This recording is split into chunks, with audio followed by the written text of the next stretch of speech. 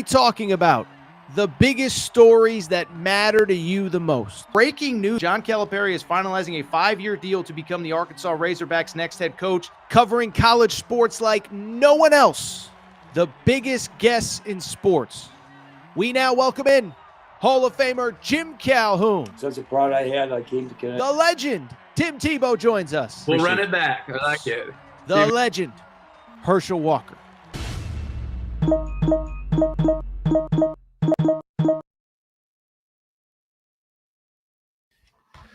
Welcome in, everybody. We're back to Sunday night editions. Aaron Torres Sports Podcast. I'm your host, Aaron Torres. Hope everybody's doing well.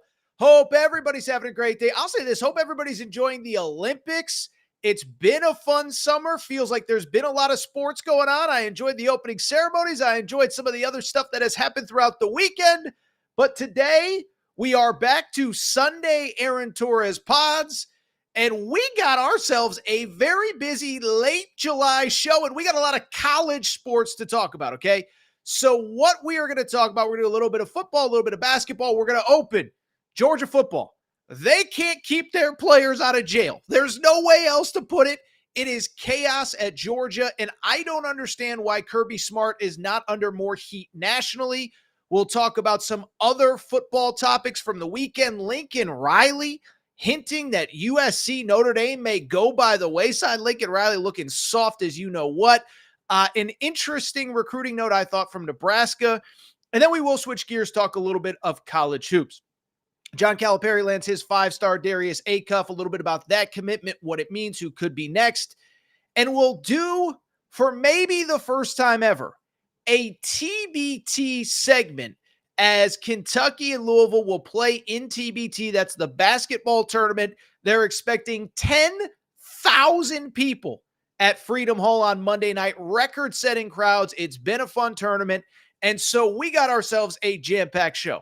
Only real note before we get started, if you are not subscribed to the Aaron Torres Pod YouTube channel, make sure to do so. You see that little subscribe button at the bottom of the screen? Make sure to go ahead and subscribe. Also, make sure you're subscribed to the Aaron Torres Pod on Apple or Spotify, wherever you get your podcasts. You want to do your boy Torres a solid. Leave a 5-star rating and review. That stuff really does help us move up the charts. And again, just make sure you're following on social media at Aaron_Torres on Twitter, at Aaron Torres Pod on Instagram. All right, with that said, we got ourselves a jam-packed Sunday show. There is no more time to waste, so let's get to the topic of the day. And the topic of the day, listen, I'll be honest. It is late July. The sun is shining. It was a great week, at least where I live. I don't know what the weather's like where you are, how cold or hot or humid or rainy or whatever. It's a beautiful time of year. It's a fun time of year. Football's getting close.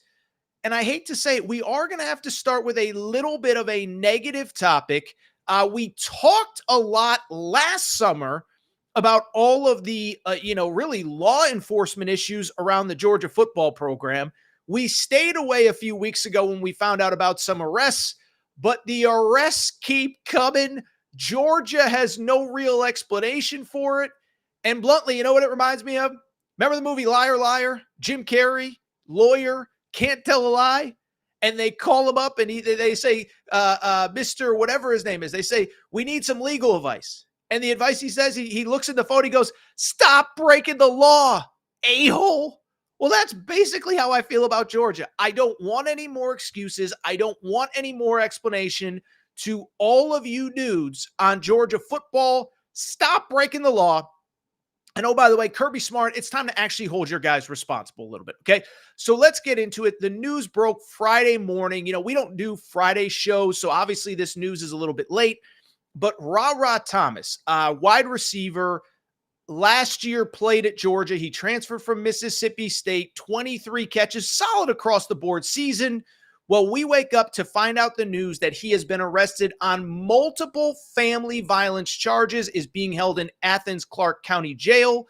He was charged, among other things, children family violence, a second-degree felony, and 2 misdemeanor counts of battery felony violence. Now, it is worth noting, late Friday, he was suspended indefinitely from the team. It is also worth noting that is a school policy. In other words, if you get charged with a felony, you're not part of our teams until the legal process plays itself out. But it's also worth noting as well, Ra Thomas was arrested under very similar circumstances a year ago during spring football when he got to Georgia. He goes through a pretrial diversion program. Those charges are dropped. And so this is history repeating itself, okay? And beyond it being history repeating itself, how about this? Athens Online came out and said that Ra Thomas had actually been arrested earlier this spring for a driving-related incident. So this is now 3 strikes on this one particular kid, but it speaks to this larger, broader, big-picture situation that is going on at Georgia. And listen, again, we talked about it last spring and summer. A lot of stories came out around this time last year, and it really all started, and it really all centered around the tragic incident that came just days after Georgia won its 2nd straight national title. So you got to go back to January 2023. Georgia wins that national title at SoFi Stadium. I was at the game. They dominated. They deserved the title as the best program in college football. They get back to campus, and they have that awful incident in which a staffer, Chandler LaCroix, and a player, Devin Willock, die in a car accident. We later find out that it is a racing incident. We later find out that it is, oh, by the way, alcohol is involved. But what we also start to uncover a year ago is that there really is kind of a culture of racing and driving and, frankly, lack of accountability in the football program as it pertains to law enforcement. Now, to be clear, I want to make one thing clear. I understand there is a significant difference between what Ra Thomas was accused of this weekend and speeding or going too fast or going 60 in a 35. I understand that those are 2 different things. But at the end of the day, I have some jarring numbers for you, okay? So just since the tragic, awful crash that took the lives of a Georgia staffer and a Georgia football player last January, according to Athens Online, Georgia has had 29 arrests related to their football team from January 2023 all the way now through July 2024. That's a lot of arrests, and let me take it a step further. I went back and looked this up because I want to make sure I was right. Remember that era of Florida football, the Swamp Kings era, where Urban Meyer's players couldn't stop getting into trouble, and he was under constant heat. People saying, like, his program's completely out of control, and what's wrong with Urban Meyer and all that. They had 31 arrests, which I'm not, excusing, but 31 arrests. How about this? 31 arrests over a 5-year span from 2005 to 2010 per reports at the time. Now, admittedly, there was some really bad stuff there. We know what it was. If you missed it, you can go back and Google it. I'm not excusing Florida football. But when they have 31 arrests over a 5-year period, Georgia has 29 arrests in 18 months, according to the Athens Online. That is a culture problem. It starts at the top. And if no one else in the national media will say it, or the local media, or whatever, I'm going to say it. Why is Kirby Smart getting a pass? Because at the end of the day, when I see this story and I see the same thing happening over and over and over and over again, 2 things come to mind. First off, let me start by saying this. Every time one of these things happens with Georgia, I always hear this whole thing of, what is Kirby supposed to do? He can't be with these players all the time. He's doing everything he can. And I've heard, listen, I know they've had speakers in, they've had law enforcement people in to talk with the team. Okay, cool. I've been told that, they've done every workout there. They've had them in at every hour of the day. They've been with the strength and conditioning coach. They've run every sprint. They've run every stair. They've done whatever. Also, it's worth noting, Kirby Smart, by the way, did say at SEC Media Days that the collective is now fining players. but it's clearly not working. And there is clearly one thing that Kirby Smart can actually do that, as best I can tell, he has largely refused to do so far with all of these arrests. That's actually take away playing time from some of these guys. Now, listen, I'm not the guy that if you get a speeding ticket, I want you kicked out of school and banished to Siberia. That's not what I'm about. We've all made mistakes. Listen, I'll be honest. I got speeding tickets when I was 18, 19 years old, but there were consequences for it. And what's interesting to me, I went back and looked. Most of these guys face no real punishment on the field in terms of game day, in terms of actually missing time on the field when they get in trouble. As I mentioned, Thomas was arrested right now for the third time since he got to Georgia on Friday. But again, last year was arrested. Obviously, the pretrial diversion program, I get it. I get that the charges were dropped.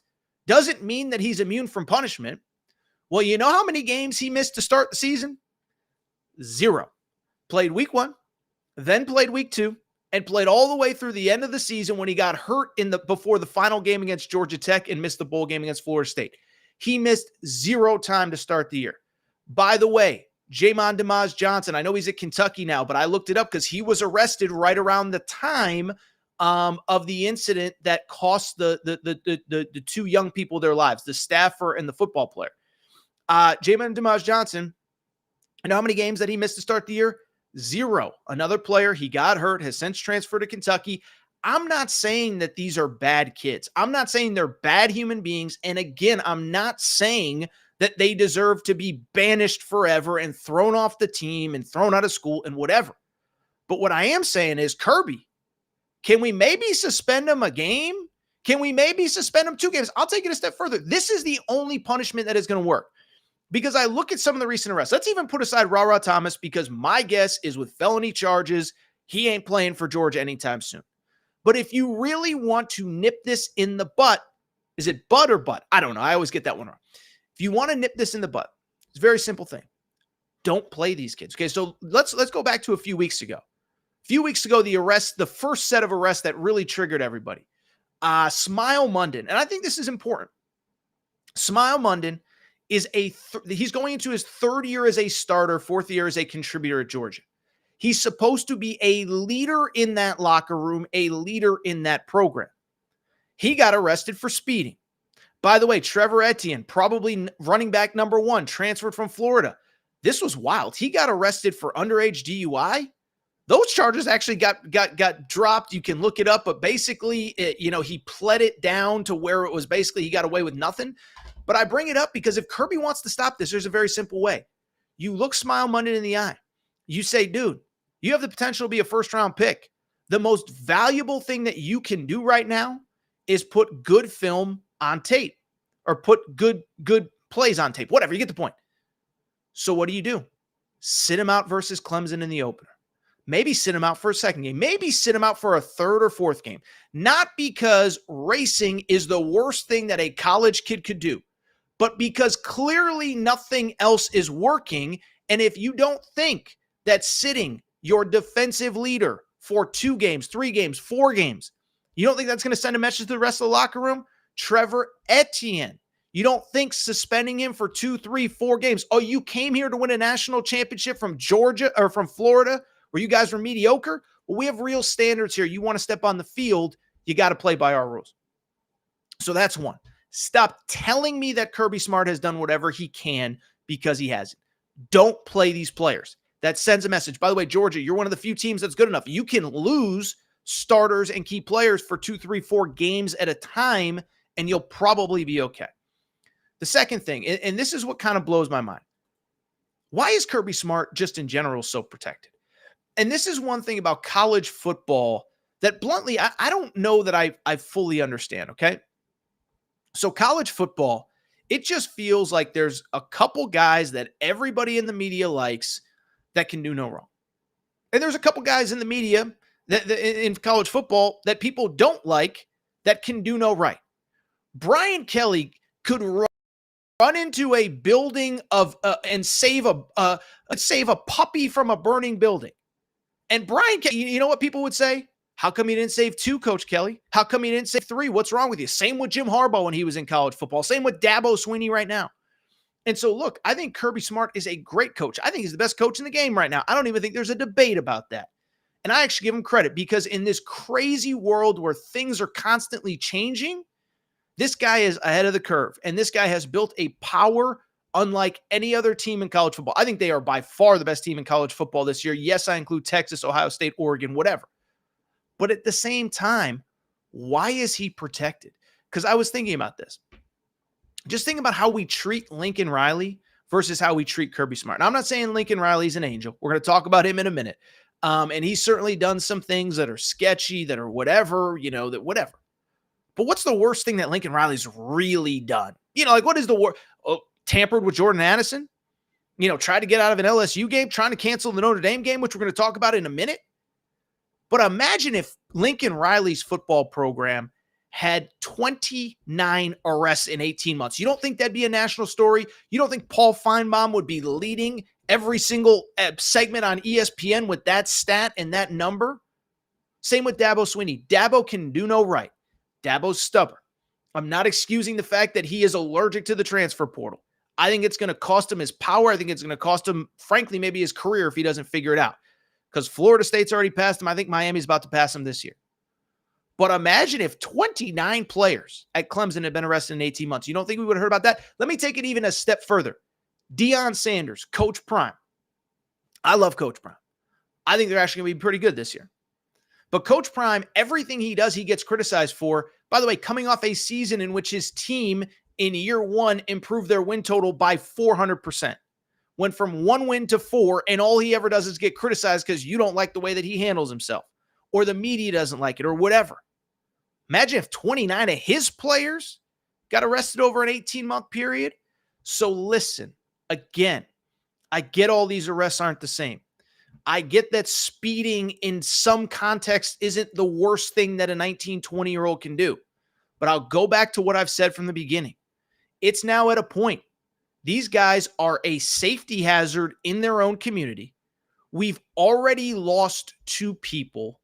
There is going to be more tragedy if it doesn't get figured out. And as we start to wrap this and move on to the rest of the college football from the weekend and then college basketball, this falls on Kirby Smart because something else worse is going to happen. Something else equivalent to losing 2 young people is going to happen. And don't tell me that he's done anything. And don't tell me that he's not being protected because he is. I don't hear anybody going after Kirby Smart. It's really, really, really disappointing. It's really disappointing. And really, I just think that something has to be done.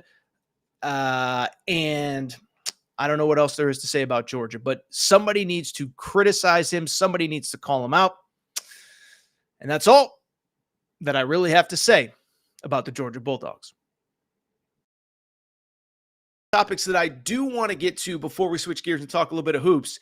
The first one involves a program and a coach that we actually talked about on the most recent episode of the Aaron Torres pod, and that is Lincoln Riley and the USC Trojans. So if you listen to the last episode, we recorded Wednesday, dropped it Thursday morning. USC was coming off Big Ten Media Days. They are obviously entering their first year in the Big Ten, and I don't want to call it a make or break year for USC because despite what Paul Feinbaum wants to tell you, Lincoln Riley is not on the hot seat. He's not getting fired. They could go 0-12 and he's not getting fired. But at the same time, I do think from a perception standpoint, it is kind of an important year. You're coming off an 8-5 season. There's no doubt it was disappointing. The program seems to be trending in the wrong direction as they head into the Big Ten. And obviously there is this aura of a little bit of softness around both the USC program and Lincoln Riley himself. Well, I bring it up. What we're talking about today came out at Big Ten Media Days after we recorded on Wednesday, and it certainly isn't going to help the perception that Lincoln Riley is maybe a little bit soft. That is because, as we all know, USC and Notre Dame, they have like a 100-year rivalry. They've been playing forever. And Lincoln Riley kind of referenced, hey, with the way college football is going, we don't really know if we're going to keep this rivalry going beyond the current contract. And so I want to read what Lincoln Riley said. It's a long quote, But I want to read the full quote to be totally fair to him. But if you listen to this, it doesn't sound like USC and Notre Dame are maybe made for the long haul. Here's what Lincoln Riley said when asked about the rivalry with Notre Dame. I would love to continue it, basically, is what he said. I know it means a lot to a lot of people, the purist in you, no doubt. Now, if you get into a position where you got to make a decision on what's best for SC to help us win a national championship versus keeping that game, shoot, then you've got to look at it. And listen, we're not the first example of that. Look all the way across the country. There has been a lot of other teams sacrifice rivalry games, and I'm not saying that's what's going to happen. But as we get into this playoff structure, and if it changes or not, we're in this new conference. We're going to learn something about this as we go and what the right and the best track is to winning a national championship. That's going to evolve. He continued. Bama was ahead of the curve for years, I thought, on how they scheduled in the non-conference, right? They would occasionally hit the marquee non-conference game. They played 2 or 3 other not very good teams. They'd play one game late in the season so that they essentially got a little bit of a bye week right before there was a late season game when your season's going to go on and you're a little bit beat up. They didn't schedule for fans. It's kind of the money quote. Talking about Alabama. They didn't schedule for fans. They scheduled to win national championships. And so my hope is we can do the best thing, schedule to win championships, and that includes a rivalry game for all that comes with that and all of it means. But you get in those positions and you've got to make a decision on what the priority is. It's not an easy answer. And so to be fair to Lincoln Riley, one, he didn't say that the Notre Dame rivalry is going to be done in the coming years, but he also didn't really make it seem like, hey, I'm ready to keep this thing going forward. And when I think about what he said, a couple things do stand out, some in defense of Lincoln Riley, some, frankly, not at all. One, what he said about Bama is true. Listen, I don't know if any Bama fans are going to listen to this, but at the end of the day, what he said is not wrong. Nick Saban, I actually liked what Nick Saban did. I didn't hate it. By the end, it kind of got to be a little bit of a drag. But essentially what Nick Saban would do, he would schedule a big out-of-conference game on a neutral field early in the season. We remember all of them. They played Miami. They played West Virginia. They played USC one year. They played Wisconsin. Then they played 2 or 3 nobodies, 2 or 3, what do they call them, tomato cans. You play the SEC schedule, and then right before the rivalry game with Auburn, they'd always have some kind of FCS team. Whether it's fair or not, that is what Alabama did. But I'll say this, even with Alabama, is by the end, Nick Saban kind of felt some pressure to like, hey, let's get some real games on the schedule. Fans aren't traveling to the neutral site games, whatever. That's why we've had Texas the last few years. Wisconsin is playing Alabama this year. So what Lincoln Riley said is not wrong. At the same time, let's go back to what I said to lead this part of the show, and that's this. If the perception is that Lincoln Riley is soft, I'm just here to tell you this certainly isn't going to help. Because when we think about Lincoln Riley, listen, there's no doubt that what he did at Oklahoma was really, really, really good. I'm not trying to discredit him. And as I said on last week's show, the guy is a quarterback whisperer. He is a great developer of offensive talent. But what I also said is that when you get into those big games against those elite opponents, there's no doubt that his teams are a little bit soft, and increasingly that it feels like he's a little bit soft. In terms of him, fair or not, he left Oklahoma. And we can do the song and dance of why he left or what he left, or he says it's all about USC. Okay, that's fine. But it happened right as Oklahoma's getting ready to go to the SEC, right after he finds out that they're not going to be in the Big 12. So the perception, fair or not, is that he was afraid of the SEC. 2, again, it comes down to his teams. At Oklahoma, run through the Big 12. Then you play that SEC team in the bowl game. Lose to Georgia at the Rose Bowl. Lose to Alabama at the Orange Bowl. Lose to LSU, and I think it was Atlanta. They get destroyed. So 3 straight years, you lose to a superior SEC team. And frankly, in all 3 games, you get beat up. Maybe not the first one, but certainly the last 2. The line play, there was just a clear difference. And even when he got to USC, there's no doubt. Yes, even in year 1, he won 11 games. But who are the 2 losses to in the Pac-12? Lost to Utah twice. Same thing. Got beat up, kind of soft, whatever. And finally, lastly, about Lincoln Riley, what I think is kind of important is the fact that let's be honest, that in terms of scheduling over the last couple months, he has come off as kind of soft. We can, whether he's right or wrong is independent of the fact that he just doesn't look good publicly. And some of this, listen, maybe he doesn't care what people think publicly, but if I was USC, I'd have somebody kind of from PR just kind of walk him through what to say and what not to say. Like even with this Notre Dame thing, there's something you can say where like, hey, I want to keep it, but sometimes that's above my pay grade. We're going to a new 12-team playoff. The Big Ten has 9 games. We just don't know what the future of this game is. That's all you got to say. Instead, he says that, kind of gives an honest answer. I kind of respect it. I kind of appreciate it. But it doesn't change the fact that this comes off of the news that, remember, USC plays LSU to open the season in Vegas this year. There were reports in May that Lincoln Riley tried really hard to get this game off the schedule. Did not happen. Later in the spring, a home-and-home with Ole Miss gets canceled. This falls on Lincoln Riley, fair or not. Now, lastly, let me say this, because it's kind of like a Lincoln Riley, blame sandwich, basically. You know what do they say in corporate America? Like a compliment sandwich. If you want to criticize somebody, you say a compliment at the front, you give the criticism, compliment at the back. I'm kind of doing the same with Lincoln Riley, because at the end of the day, here is the truth about Lincoln Riley and USC. Is what I said about Bama is true, but also what he is saying about the future of college football, I believe, is true as well.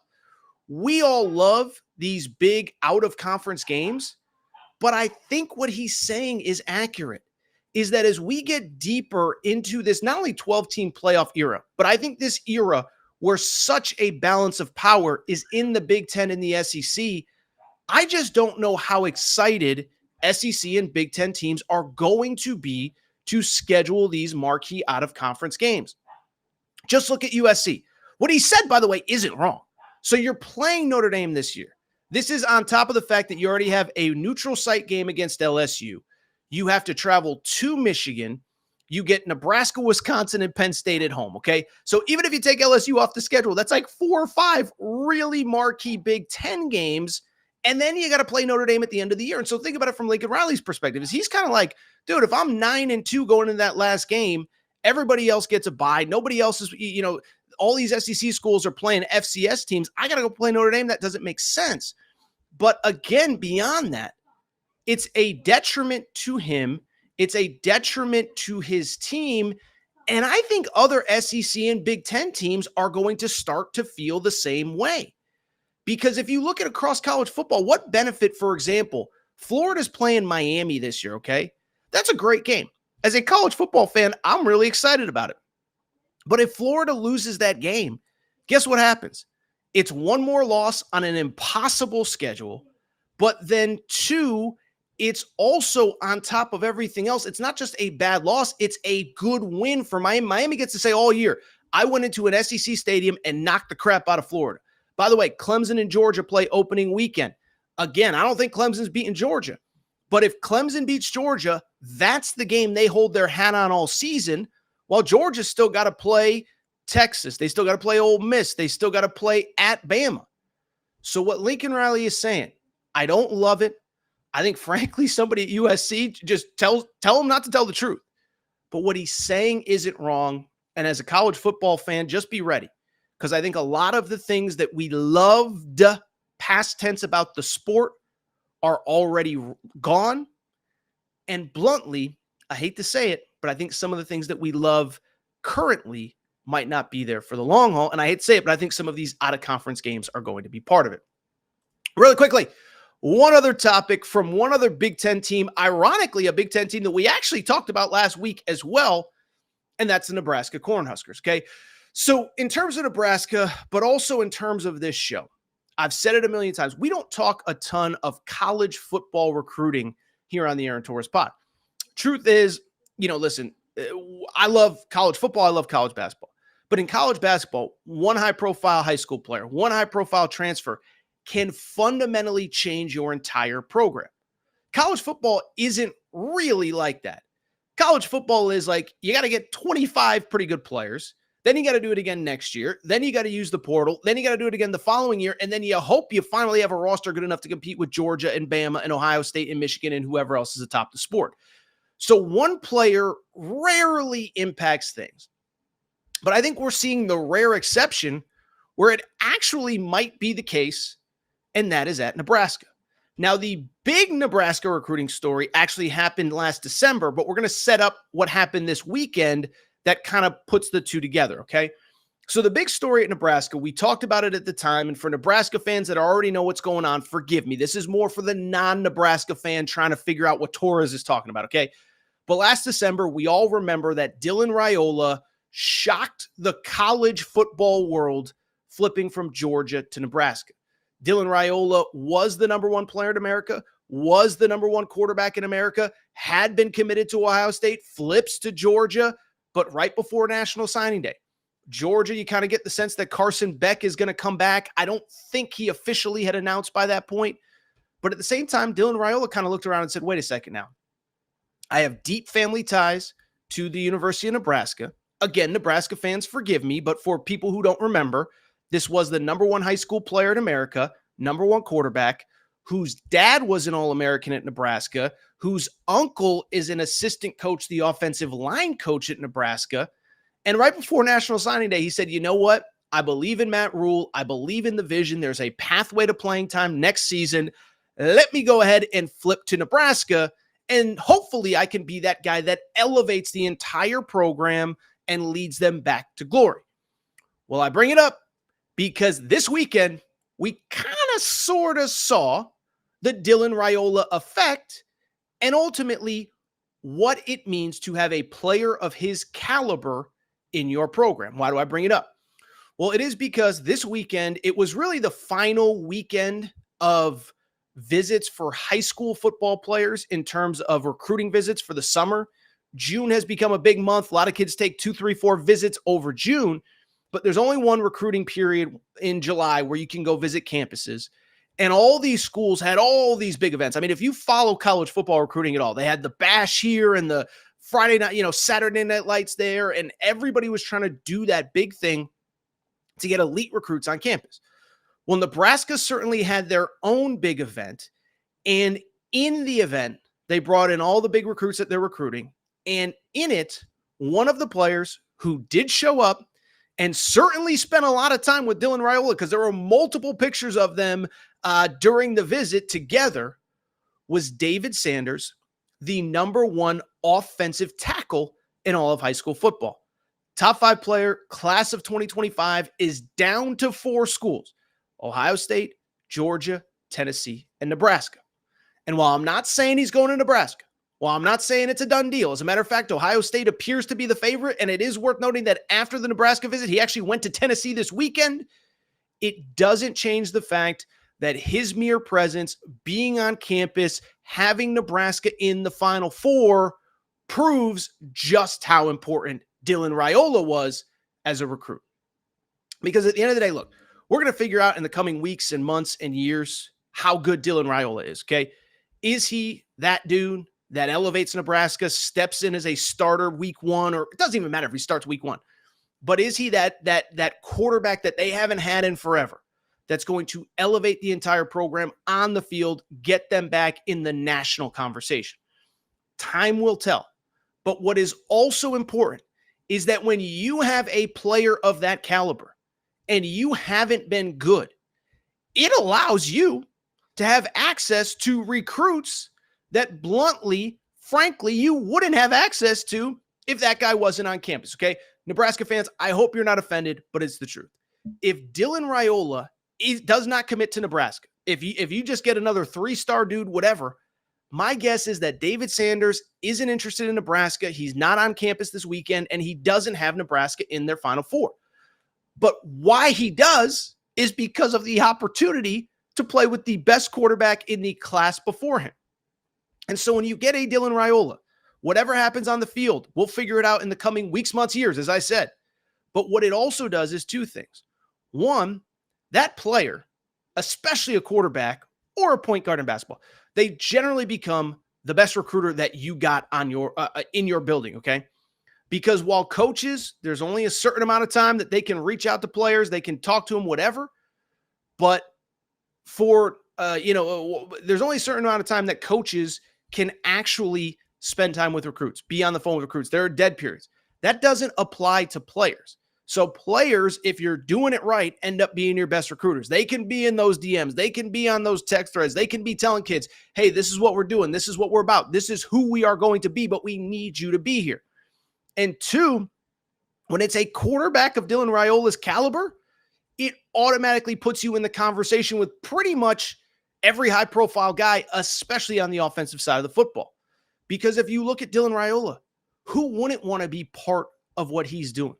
If you're a wide receiver in the class of 2025, 2026, and you have a chance to catch balls from that dude, from the number one recruit in the class of 2024, how are you not fired? How are they not at least on your list? How is Nebraska not in the conversation? How do you not want to get out to Lincoln and at least see what it's all about? Meet this kid if you don't know him, get to know the campus, get to know the coaching staff, which, by the way, comes from the NFL, obviously. So you have that. And then two, it's not just wide receivers, because look, you have the number one offensive lineman in America that is now on campus. And again, if you're an offensive lineman, if you're going to protect, you might as well protect for the best quarterback in the country, at least according to the recruiting rankings. Now, certainly he could do that at Ohio State. He could do that at Georgia. He could do that at Tennessee. You go to any of those schools, you're going to be part of something big. You're going to be protecting a very good quarterback. But also, you can do it at Nebraska as well now as well. So I don't want to oversell this because, again, I understand that this kid has a Final Four. I understand that most people think that Ohio State is probably the leader in the clubhouse, fair or not. But this is the Dylan Raiola effect. This is a five-star offensive tackle saying, you know what? I got to at least go see what Nebraska is about. And again, once you get him to campus, who knows? Because that was the thing, right? I saw some videos from over the weekend. The kid goes to campus. You know what happens? He shows up at the facility. There's probably 200 fans there that just want to be there, that just want to take pictures, that just want to be part of whatever. So now you get him to campus. Now he gets to feel more comfortable. Now he knows his quarterback. Now he knows his coaching staff. Now you have a shot. And that is a shot that, I'll be honest, I don't think that you get without Dylan Raiola. By the way, should mention, and I said this the other day when we talked Nebraska, but we do have our AT Media. We got ourselves our new era, new rules shirt, baby. That is right. New era, new rules. Great shirt. Aaron Torres online.com/merchandise. Aaron Torres online.com/merchandise for that new era, new rules shirt. All right, this is what we're going to do. We're going to take a quick break, come back. When we come back, we're going to talk a little bit of hoops. Some interesting developments. Arkansas picks up a 5-star over the weekend. And we got to talk about this TBT game on Monday night at Freedom Hall. Fascinating stuff. Quick break. Be right back. All right, we're going to get back to the show in a minute. But before we do, many of you ask me all the time, Torres, what can I do to help support the show? You give me hours and hours and hours of content every single week. What can I do to help you? Well, I'll tell you what, do me a quick favor. Check out the Aaron Torres Media merchandise store for all of your team-specific shirts, hats, and more, all available at aarontorresonline.com/merchandise. A lot of you wondering, Torres, what can I get in that merch store? Well, first of all, we got our brand new Hope and Pope Kentucky basketball t-shirts. That's right. Mark Pope has arrived. He is here to save the day. Get your Hope and Pope t-shirts there. Also, Arkansas fans, the Big Pig Invasion is here. You can get your tees there. Basketball School Alabama shirts. Mora Hurley 2024 UConn shirts for your tailgates at Rentschler Field, your games at the XL Center or Gamble. And oh, by the way, your Mike effing Woodson gear for Indiana. If you love football, we got you covered too. We got more Dion shirts and hats than we even know what to do with. The freeze warning has hit the plains. Auburn fans, grab your freeze warning tees now. And of course, our new era, new rules shirt applies to Nebraska football and its incredible fan base. We have more coming for the fall, plenty in stock right now. So make sure to check out the Aaron Torres Media merch store at aarontorresonline.com/merchandise. And you can always hit me up with any questions. Aaron Torres Podcast Questions @gmail.com. All right, everybody. I'm back. Gonna be back. So Want to go ahead and get to some late-breaking college hoops recruiting news. And if you listen to the most recent Aaron Torres pod, we mentioned this is going to be a busy couple weeks and months in college hoops recruiting. Summer stuff is done. Players are cutting lists, they're setting up visits, and they are making commitments. At the same time, I also mentioned that Friday was going to be an especially important day because one of the top high school players in America was set to commit. That player, Darius Acuff, 5-star guard, class of 2025. So he's a rising senior. He'll be a senior this coming season. Originally from Detroit, played at IMG Academy, but this is a top 5 prospect in the class of 2025. Well, as I mentioned, he is a player that had cut his list, was ready to commit on Friday. He was down to 3 schools: the home state school of Michigan, the Wolverines; Kansas, of course, coached by Hall of Famer Bill Self; Arkansas, coached by a Hall of Famer in John Calipari. Darius Acuff made his college announcement, and it becomes official. How about this? He commits to the Arkansas Razorbacks and John Calipari. That's right. John Calipari not only gets his first major commitment in the class of 2025, but really the first major high school commitment that wasn't previously committed to him at Kentucky. He brought 3 recruits, 3 high-profile recruits in the class of 2024 that were committed to Kentucky. But this is the first one in 2025, had never been committed to Kentucky. And let me say this. If you're reading the tea leaves on the class of 2025, I don't think this is going to be the last 5-star. And so with it, I just got one very simple question for you. And that is this. Can anything stop the Big Pig invasion? That's right. Can anything stop the Big Pig invasion? You can see on your screen. You can see on your screen that we have t-shirts available. Aaron Torres online.com/merchandise. That's right. The Big Pig Invasion tee, Aaron Torres online.com/merchandise. All right, let's go ahead and get into the commitment. Because listen, I'll say this is that to me, love the fit between player, coach, system, and program. That's right. I was going to get it right, but then I got it wrong, but then I got it right again. Anyway, love the fit. Let me explain why.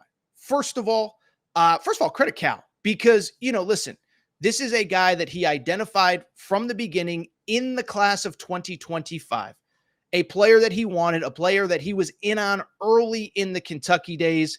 He kept that relationship going. Now, a couple things. Let me say this is I do think he caught some breaks along the way, and sometimes you just do in recruiting, okay?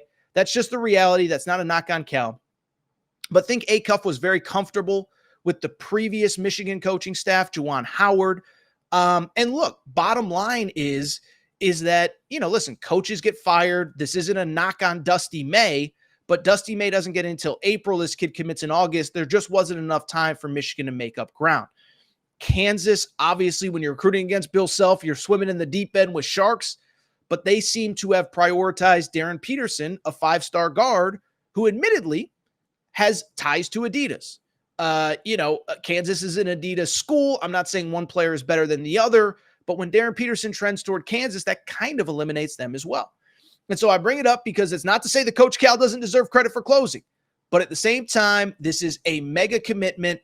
And I think, like I said a minute ago, the player fit with Coach Cal makes sense as well. One, Darius Acuff, talking to people around him, he is a player who bluntly, I think always kind of viewed himself as a blue blood type player. Now, I know Arkansas isn't a historic, traditional blue blood, although they have a national championship in my lifetime. But I think the opportunity to play for Coach Cal, who has put so many guys like him in the pros, it was too good to pass up. And for people who haven't seen him play, man, he is the quintessential Coach Cal guard. 6'2", 6'3", great attacker of the rim, super athletic, gets to the rim, great with the ball, it gets others involved. And so he is just the prototypical Coach Cal guard. Reminds me, listen, whatever. We know who the Coach Cal guards are. Derrick Rose, John Wall, Tyrese Maxey, De'Aaron Fox. And I'm not saying he's going to be an NBA All-Star. Derrick Rose was a league MVP. That's not what I'm saying. But the same kind of player. And I think he was drawn to the fact that Coach Cal puts the ball in the hands of freshmen. This year, even at Kentucky, it was DJ Wagner, it was Reed Shepherd, it was Rob Dillingham. If you're a freshman and you're ready to go, then guess what? Coach Cal's going to let you cook, and it has obviously led to a lot of success for him as a head coach, but then also beyond that, it has led to a lot of players being in great position when they enter the NBA. I think what is more interesting than just the fact that Darius Acuff has committed is the fact that I don't think Coach Cal is done with the 5 stars in the class of 2025. Now, to be clear, I do think it's going to be different. Coach Cal has said so himself. He said it when he got to Arkansas. He said it before he even left Kentucky. He said, look, this era of bringing in 6, 7 freshmen, we can't do it anymore. And so I still believe that they'll probably retain a few players off this year's team.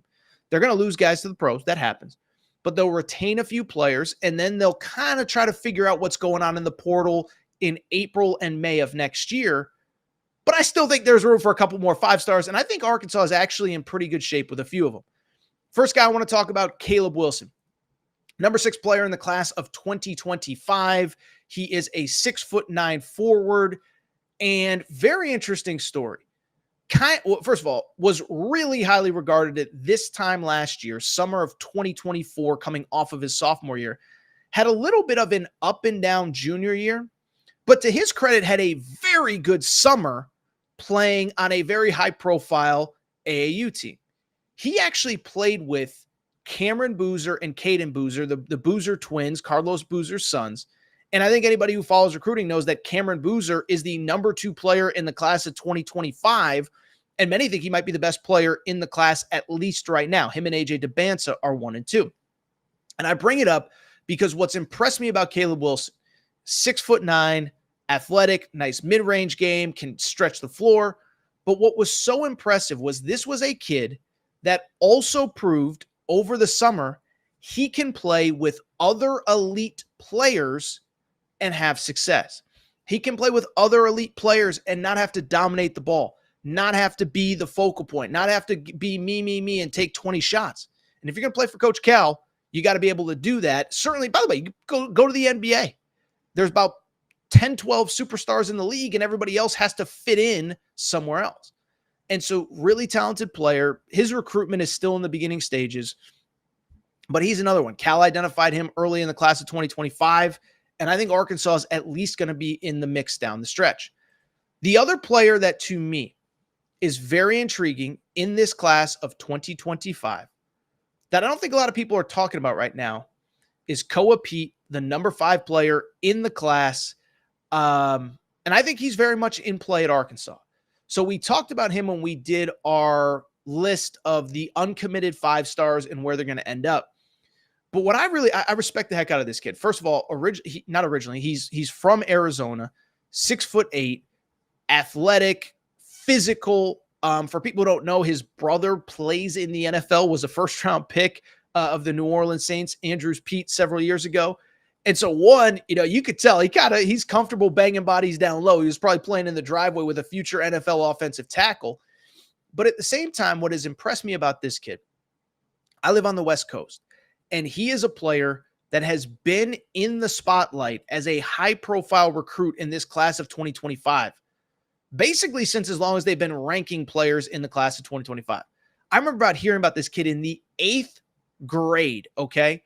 And so why I'm impressed by that is because through all of this process, he has never taken a step back. He has never been anything other than one of the best players in this class. And I think that family, that group around him has done a good job of keeping things focused on basketball. He was really good in 8th grade, 9th grade, 10th grade, 11th grade, and now heading into 12th grade, it's no different. And so I bring it up because he is another fascinating player. He's going to play in the NBA. He's going to be a one and done. And I think Arkansas is in as good a shape as anybody for him. Now, it's worth noting, and I think this is important, I truly believe he is not committing until next spring, okay? Like I said, I think his family kind of gets it. They kind of understand how the process works. Again, his brother played football at Stanford, was a first-round NFL draft pick. And I think they get kind of, how the recruiting process works. And from my perspective, he is the kind of kid that he understands, I am a 5-star, I am a difference maker, I have the leverage, but at the same time, I also want to put myself in the best position. Listen, if you're a 4-star, if you're a 3-star, if you're an unrated player and you get an offer from that dream school of yours, guess what? You better commit right then and there, because they're either going to give it to somebody else or they're going to pull the offer and wait till the portal cycle comes next spring. And so I bring it up because Koa Pete's the opposite. He knows I'm a top 5 player. Wherever I want to go, they're going to want me. But what I've also been told about him and actually a couple players in this class, I think they saw what happened last spring, part of it involving John Calipari, where there was major not only roster turnover, but coaching turnover as well. And I think these elite high school players are going to get smarter with the recruiting process. Why am I going to commit somewhere in November when there's so much change from November to May in college basketball? Now, last year, the recruiting cycle may have been a little bit wonky because it all started with Andy Enfield leaving for SMU, which leads to Eric Musselman leaving for USC, which leads to John Calipari leaving for Arkansas, which leads to Mark Pope leaving to Kentucky, and Kevin Young, of course, closing that cycle with him going to BYU. But at the same time, I do think that because of this high-stakes NIL world where you always got to be raising money, you always got to be in position to get players late, I think we're going to see a lot of coaching turnover on a year-over-year basis. And so to bring it back to Koa Pete and AJ DeBansa, by the way, and some of these other players in the class of 2025, I think they're sitting there saying, like, why am I going to commit now? Why don't I wait, make sure there's no major coaching upheaval at the places that I'm interested in? Arkansas certainly would not be one of those places. I don't think John Calipari is going to be out next year.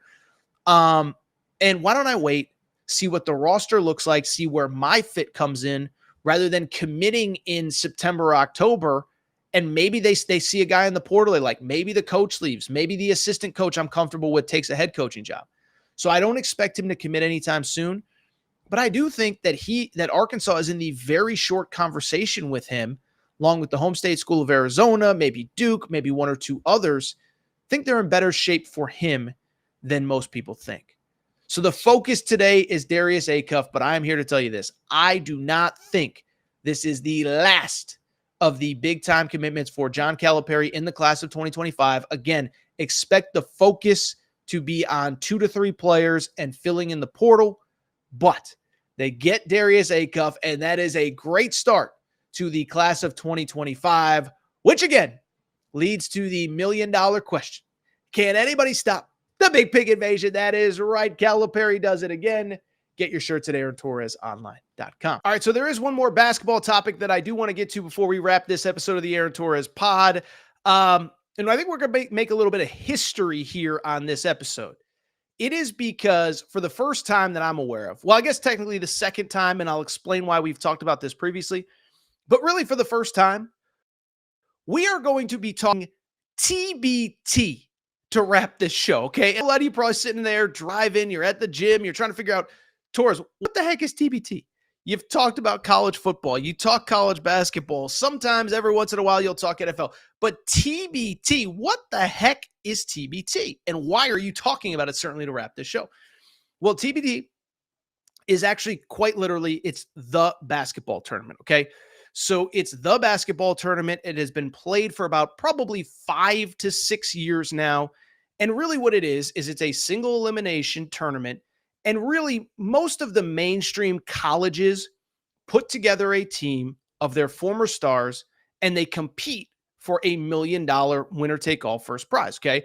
So, for example, Kansas has had a team in this event for years. This year, Frank Mason, among others, was on that team. Wichita State always has a team. Syracuse always has a team. Well, why we're talking about to wrap the show, it's a fun topic to kind of wrap. But this year, it does feel like the TBT has been a little bit more mainstream, and we got ourselves a wild story at the end of last week into this week. But like I said, it does feel a little bit more mainstream, and, you know, my alma mater, UConn, now has a team, Stars of Stores. They got eliminated already, but I know that even in the UConn community, they want to get games on campus at Gamble Pavilion next year. Should mention, by the way, you know, local celebrities, if you will, have been showing up. You know, Pat Kelsey, the Louisville head coach, has supported the Louisville team. Mark Pope came to one of the Kentucky games a few days ago. Oh, by the way, I mentioned this on one of our clips. Jasper Johnson, a 5-star guard from Kentucky, was at Kentucky's game a few nights ago. So it feels like this thing has gone a little bit mainstream this summer. But if you want proof of how mainstream it is, how about this? Monday night, we will get a quarterfinal between the team of alums from Louisville and the team of alums from Kentucky. And why I bring it up, why this is a topic to wrap the show, is pretty straightforward. It is because they are expecting 10,000 people at Freedom Hall in Louisville, where the Cardinals used to play. I love that they still use that building to play basketball. But they are expecting 10,000 people at that TBT game. And if you wanted proof that nobody loves basketball like the folks of Kentucky, and that right now there is no more heated or hated rival than Kentucky-Louisville, I think this is kind of the proof that you need. Now, in terms of like the big picture, small picture, whatever, listen, one thing I will say, I'm not going to break down this game. Maybe there's a podcast or radio show or whatever out there that really has gone deep dive, on these two teams, and if they have, credit to them. But what I will say, this has been a really, really fun watch over the course of the summer. Eric Bledsoe, by the way, is playing for the Kentucky team. I've watched a couple of their games. If Eric Bledsoe should be in the NBA. No doubt about it. There's no doubt in my mind. I don't care that he's cooking a bunch of 32-year-old guys that have been out of the league for 10 years. That dude should be in the NBA. But beyond that, what this says to me and what this game says to me is a couple things. First of all, it was so cool to see the excitement as the tournament has gone on, specifically with these two teams. Like I said, when the game became official on Thursday night, it wasn't just that they were playing each other, but how about this? The Kentucky and Louisville fans basically broke the ticket side, okay? It was cool to see in real time on social media. You had, how about this? They put out, I think, probably 4,000 or 5,000 tickets at once. They immediately sold out. I will go on social media. The TBT people from the official TBT account said, no, we're not sold out. More tickets coming. Then they put more tickets out. They sell out. More tickets come out. They sell out. And so all of a sudden you have 10,000 people that are going to be in the arena on Monday night. And I think what it just speaks to is, one, like I said, first off, there is no rivalry like Kentucky and Louisville. You can debate it. You can argue it. You can fight it. You can whatever. There is bad blood. Everybody is on top of each other. There's a lot of Kentucky fans in the city of Louisville. Listen, Carolina and Duke is great, but we know that half of Duke's alums, probably more than half, probably like 90% actually, don't live in North Carolina. They come from the Northeast. They come from wherever. They go to New York. It's not the same, okay? It's not the same with Arizona, UCLA, with maybe Kansas State is close, but there is nothing like this. But two, I just give TBT credit for creating some compelling content in an otherwise slow time in the summer.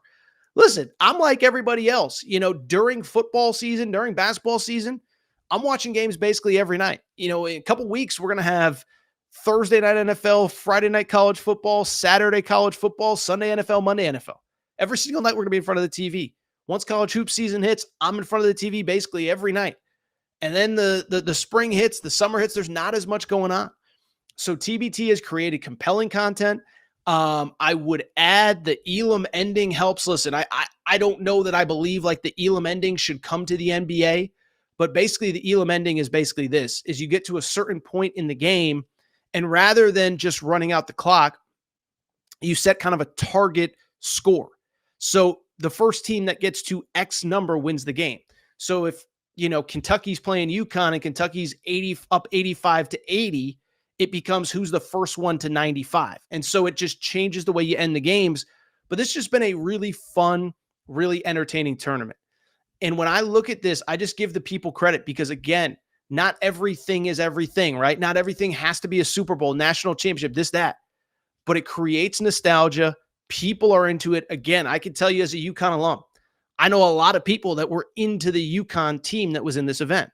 I can tell being on social media how into the Kentucky team that Kentucky fans are, the Louisville team that Louisville fans are, the Indiana team for that Indiana has fielded. So this is really cool. But again, I just cannot believe that on Saturday or on Monday night, when the Louisville and Kentucky teams play, that they sold 10,000 tickets to this event. Like I said, I think it just proves to me beyond a reasonable doubt that there is no one quite like Kentucky fans. By the way, I did reference that we did mention this earlier in the summer on the pod, and it was in passing because why I mentioned it was this Kentucky team, the La Familia team that is in this tournament, actually did scrimmage the current 2024-2025 Kentucky roster. Kentucky was without two projected starters, Lamont Butler and Kobe Brea, and Kentucky's current team beat this TBT team filled with a bunch of pros. Like I said, Eric Bledsoe, Daniel Orton, who played in the NBA for a minute, the Harrison twins, James Young, Willie Cauley-Stein, whatever. And we talked about, is this Kentucky team a little bit better? We'll find all that out here in the coming weeks and months. But very cool to see the TBT have a big stage. And I'll be honest, I'm going to be watching on Monday night. Now, I'm not going to sit here and lie and pretend like, oh, yeah, I'm going to be breaking, we're going to go live post-game and I'm going to be breaking down the box score. But it's cool. It's awesome. Credit TBT for doing something fun. All right, I think that's it for this episode of the Aaron Torres Sports Podcast. I do think it is time for me to get out of here. By the way, the comments section is humming right now. Okay, first of all, we had the typical Georgia fan. Let's see here. What was the typical Georgia fan? Who was this guy right here? I think he already left the chat, but Poison Ice Cream had to say, I will wager Aaron isn't going to talk about the fact that the cops target these athletes. Okay, listen. The Athens PD versus Georgia football rivalry has been going on for years. I mean, it's dating back to the Mark Richt days. The iconic quote from Steve Spurrier at SEC Media Days. He said, I like to play Georgia early in the season because they always have a couple guys suspended. I get it. But it's not an excuse for 29 arrests in 18 months. Here's an idea. Like I said from the beginning, Liar, Liar. Remember that movie, Liar, Liar, Jim Carrey? What does he say? They call him up. He can't lie. They say, what advice do you have for my client? He goes, stop breaking the rules, a-hole. And I'm sorry. That's Georgia football right now. Stop breaking the law, a-hole. Stop breaking the law, a-hole. So forgive me that I have zero sympathy for Georgia fans. By the way, shout out to Pog LLC, who basically said the exact same thing, is Georgia fans will go to no end to defend their athletes. By the way, I had somebody call out producer Matt saying, producer Matt, show yourself. He says, does every recruit get $2K per visit? Listen, I think there's certainly some, first of all, I don't know if that's a question specifically for producer Matt. I don't know if I'm allowed to answer it, but yeah, I think there's definitely some kids that get a little cash just to show up to campus.